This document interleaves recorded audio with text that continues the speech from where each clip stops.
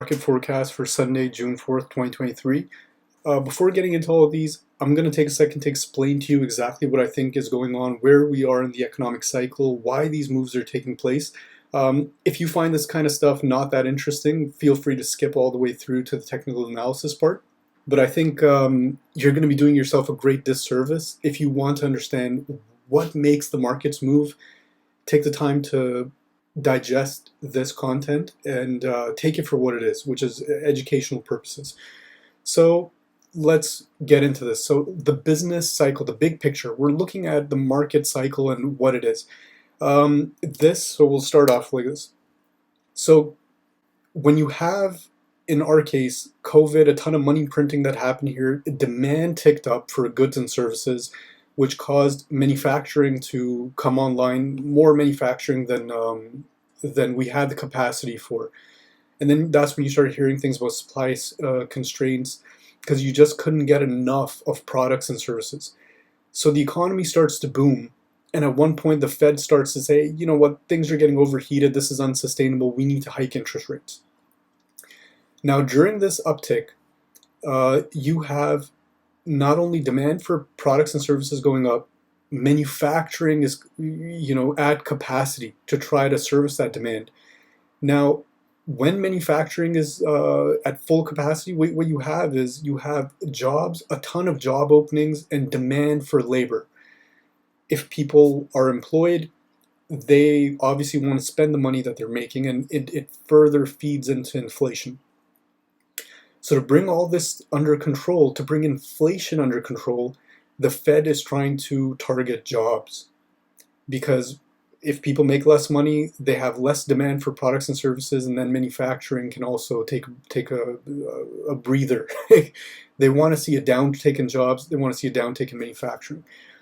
So where I think we are right now in the economic cycle is up here, where there's a lag effect from, when the Fed starts hiking interest rates, there's a lag. The economy still is doing really, really good. There's a lot of demand for everything. And then eventually you hit, the peak interest rates, which is where the economy starts to teeter out. Progress and expansion is kind of starting to slow down. So the Fed puts a pause on interest rates to see what happens. Is the economy going to continue to head lower, or is inflation, jobs, demand, all that stuff going to stay higher for longer, and hence they have to maybe do a few more rate hikes to get the economy to, to the point where it's starting to slow down. Once it slows down, that's when, the downturn, where there's not enough demand for products and services, manufacturing is really like just fallen off a cliff. And hence, when manufacturing falls off a cliff, the need for labor falls off a cliff as well. So you start seeing an uptick in unemployment. And that's when inflation is low enough, or you could say at the ideal level for interest rates to start getting cut again. And then that in turn, produces another business cycle. So we go through one market cycle, then we go through the next. So right now, this is roughly where I think we're at right now, where everything is sort of kind of teetering off, and we're waiting for that downturn. Now, getting into the data, manufacturing is already starting to slow down. There's less demand for labor as a result. So what you're seeing is manufacturing, it's been kind of coming up and down, but really it's recently you've seen a sharp slowdown in manufacturing. And that's because we're really at around this area. Because interest rates were hiked so aggressively, the Fed now wants to see, is manufacturing going to break down sharply and we're going to have a worse recession than what we're expecting? Or is it going to take time and slowly teeter off? So right now we've seen a sharp drop in manufacturing, and now it's kind of teetered off. What we're waiting for is the next data point. If we see manufacturing heading lower sharply, then you could end up in a situation where this recession is going to be much worse than expected. But we're not there yet. So for now, we're just waiting to see. But roughly, this is where we're at. in terms of the business cycle. Now, this is also being the slowdown. The slowdown in demand for labor is starting to show up as well in the data. You're starting to see continuing jobless claims. They've been moving higher for some time now, basically, for about a year. For the last year, while the Fed's been hiking interest rates, the need for labor has started to slow down. Because manufacturers, they don't want to produce a bunch of stuff and then have to sit on it, and all that inventory that they can't move. As a result, people, once they get unemployed, they're having a hard time finding jobs. They're staying unemployed for longer, and it's kind of steady. So getting into NFP last week, the NFP data overall, if you look at the overall trend, it is heading lower. So there are less demand for labor, but if you look at the overall picture, so the NFP is showing that the economy is doing well. More job openings and stuff. So recently there's an uptick. But in my opinion, I think this is seasonal. Because right now we're in the summer season where people are traveling, and that's producing a lot more demand for labor. But manufacturing is showing that there's a slowdown. And that's what I'm concerned about. So let's get into the charts. Looking at the overall markets and what's taking place, I want to first start with the S&P. All right, so getting into the S&P, what I'm expecting is by Q4, I'm expecting there to be a major sell-off. And the reason is, again, we're in this phase of the market cycle right now where things are really teetering off, but eventually people are going to become unemployed. And what happens to companies when people become unemployed? They make less money because people have less money to spend. For this reason, I think that the market is going to continue to chop around to the upside, potentially within this range. It has the potential to maybe shoot a little bit higher.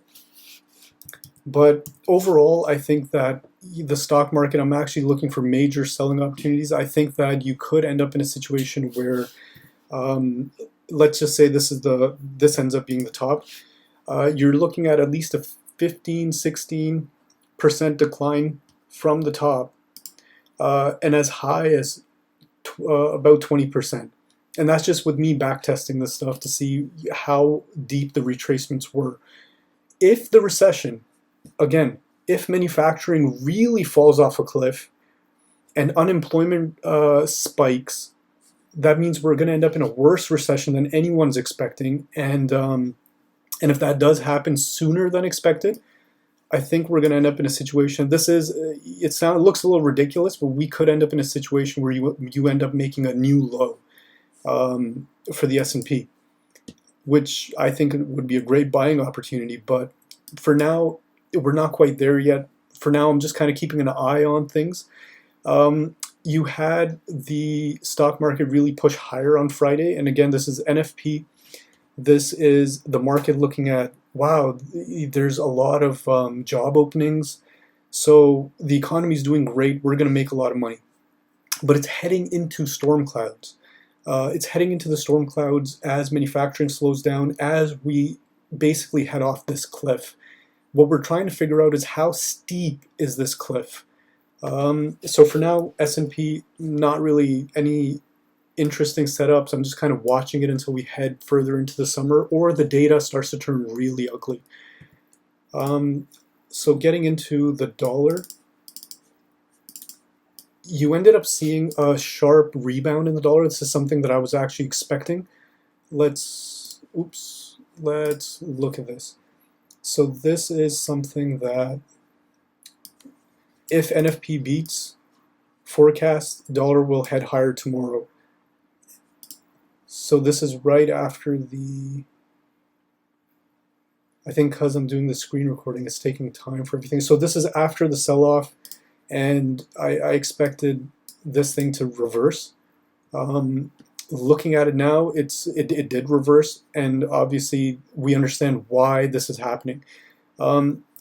With the dollar, what I'm looking at, why I think it has the potential to head higher, is because as inflation stays sticky, and again to the Fed, inflation is jobs because, let's go into this, because as long as people are employed, they're going to demand more things, products and services, and it's going to keep inflation elevated.